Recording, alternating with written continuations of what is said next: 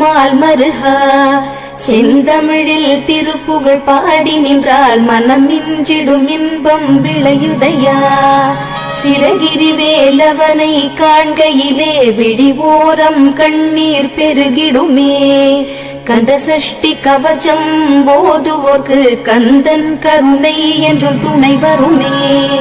பங்குனி உத்திர நாளினிலே உனை நினைந்தே காவடி சுமந்து வந்தோம்.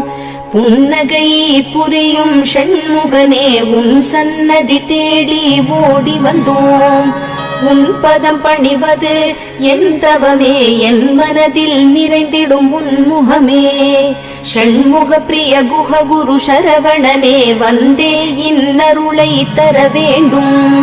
தென்பழனி மலையில் ஆண்டி முகம், சென்னி மலையில் முருகனின் கருணை முகம், மன ஆறுதல் தந்திடுமா.